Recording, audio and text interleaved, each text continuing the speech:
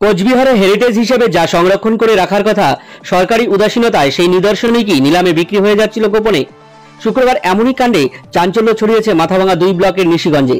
এদিন 4টি রাজামূলের অ্যালুমিনিয়ামের নৌকা উদ্ধার হয় পূর্ত দপ্তরের একটি পুরনো গোডাউন থেকে। আর সেই নৌকাগুলি 1942 সালে ইংল্যান্ডের একটি সংস্থা তৈরি করেছিল বলে জানা যায়। দ্বিতীয় বিশ্বযুদ্ধে এই পল্টন নৌকা দিয়ে তৈরি হতো অস্থায়ী সেতু।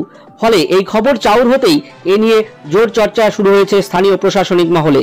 এদিন পূর্ত দপ্তরের পক্ষ থেকে দীর্ঘদিন জঙ্গলে ঢেকে থাকা 4টি নৌকা তুলে নিয়ে যেতে এলে কৌতূহলী স্থানীয়রা এগিয়ে আসতেই বিষয়টি প্রকাশ্যে আসে।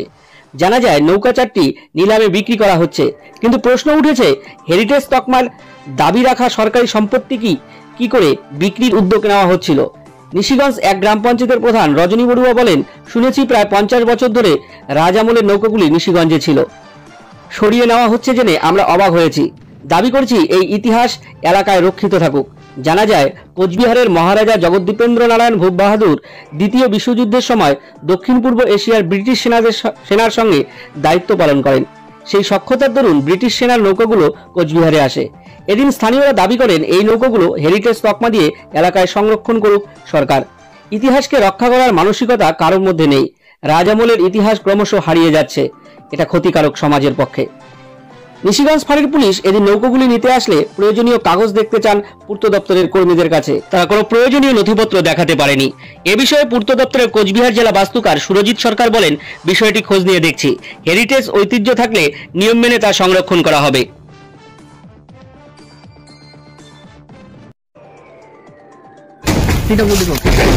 কোথায় যাচ্ছে? অফিসে যাচ্ছে, অকশন হয়ে গেছে। অকশন হয়েছে? অকশন মানে অফিস থেকে অকশন হয়েছে? হ্যাঁ। আমার এই সম্পর্কে কোনো জানা ছিল না। আমি লোক মারফত আর কি খবরটা পেলাম। খবর পাওয়ার পরে আমি নিজেও ভিজিটে গেলাম। এটা যে অকশন হয়েছে আমার লোকাল প্রশাসন হিসেবে আমার জানাও ছিল না। আমি জানার পরে জিজ্ঞাসা করলাম, নবান্ন থেকে টেন্ডার হয়েছে। ঠিক আছে, কাগজপত্র নিয়ে আসতে হবে, দেখতে হবে। হ্যাঁ, তো আমার যে প্রশ্নটা, এখানে যে বোর্ডগুলো আছে, বোর্ডগুলো অ্যাকচুয়ালি অ্যালুমিনিয়ামের বোর্ড, এবং এখানে একটা বোর্ড দেখলাম আমি ইউএসএ আর্মি লেখা আছে। অ্যাকচুয়ালি এই জিনিসগুলোকে আমার মনে হয় যেহেতু আমাদের কুচবিহার হেরিটেজ শহর, রাজার শহর, এগুলোকে অকশন না করে মানে এই যে একটা পুরোনো জিনিস, মানে ঐতিহাসিক নিদর্শন, এটাকে নষ্ট না করে আমার মনে হয় হেরিটেজ হিসেবে এটাকে চিন্তা ভাবনা করে রেখে দেওয়া উচিত।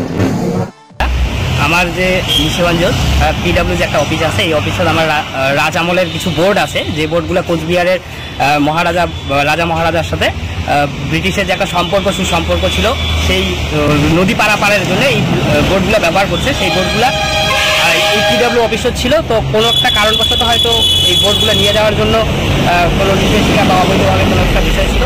তো আমরা খবর পাই, আমার সংগঠনের তরফ থেকে সংগঠনের আমাকে নির্দেশ করে আমরা আসি সেই জায়গা। আসার পরে আমরা দেখি আমার পুলিশ ফাঁড়ির যে বড়বাবু আছে, বড়বাবুর সাথে এই বিষয়ে আলোচনা করি। বড়বাবু আমাকে আশ্বাস দেয় যে যতক্ষণ পর্যন্ত উদ্বোধন কর্তৃপক্ষের নির্দেশ না আসে ততক্ষণ পর্যন্ত কোনো কিছু পাওয়া যাবে না। তো আমরাও আশাবাদী যে আমরা চাই আমাদের ইতিহাস ঐতিহ্য, নিশিগঞ্জবাসীর ইতিহাস, এটা নিশিগঞ্জবাসীর ঐতিহ্য, কোচবিহারবাসীর ইতিহাস, কোচবিহারবাসীর ঐতিহ্য, এটা বজায় থাকুক, সংরক্ষিত হোক আরও। এটাই সংগঠনের তরফ থেকে আমার আটুজারও আবদার থাকবে সকালের।